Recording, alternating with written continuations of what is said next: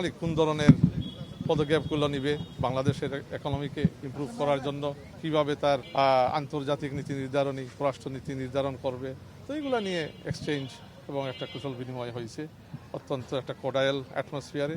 ওখানে উপস্থিত ছিলেন বিএনপির জাতীয় স্ট্যান্ডিং কমিটির অন্যতম সদস্য জনাব নজরুল ইসলাম খান, চেয়ারপারসন সাহেব, ভারপ্রাপ্ত চেয়ারম্যান সাহেবের প্রেস সেক্রেটারি সালেহ শিবলি সাহেব, ভারপ্রাপ্ত চেয়ারম্যান সাহেবের কমিউনিকেশনস অ্যাডভাইজার জনাব মাহদি আমিন সাহেব সহ অন্যান্য কিছু নেতৃবৃন্দ বিভিন্ন বৈঠকে ছিলেন।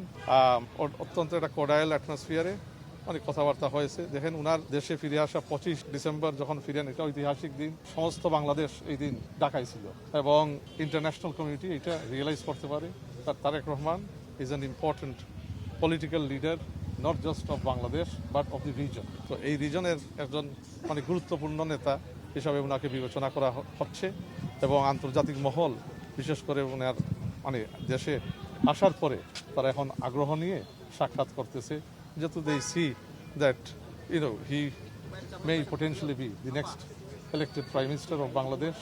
So his views are very important, যেহেতু উনি nation's opposition leader and leading the Bangladesh Nationalist Party into the elections on February 12th. তাদের কনসার্ন না, তারা আগ্রহ নিয়ে আসতেছে উনার সাথে কুশল বিনিময় করতে। উনাকে একজন প্রধান রাজনৈতিক নেতা হিসেবে দেখতেছে এখন, শুধু বাংলাদেশের না, বললাম তো এশিয়া প্যাসিফিকে এখন he is a very important prominent leader. তো আগ্রহ নিয়ে এখন সাক্ষাৎ করতে চাচ্ছে, উনার মনোভাব, উনার উন্নয়নের পরিকল্পনা, এগুলো নিয়ে আলোচনা করতে আসছে। হ্যাঁ, 31 দফার বিভিন্ন বিষয় নিয়ে আলাপ আলোচনা হয়েছে। তো এই উন্নয়নমূলক পরিকল্পনা বিএনপি আগামীতে সরকার গঠন করলে কি কি পদক্ষেপ নিবে, কোন জিনিস, কোন পলিসি প্রায়োরিটি দিবে এবং কিভাবে দ্বিপাক্ষিক সম্পর্ক। না না, নির্বাচনের বিষয়ে কোনো কনসার্ন নাই। তারা anticipation they are waiting in excitement to see the first democratic elections. 17 বছর পরে এই দেশে গণতান্ত্রিক ইলেকশন হবে। তো এটার জন্য অপেক্ষায় আছে, যেভাবে বাংলাদেশের মানুষ আগ্রহ নিয়ে অপেক্ষায় আছে, তারও আছে আগ্রহ। আজকে তো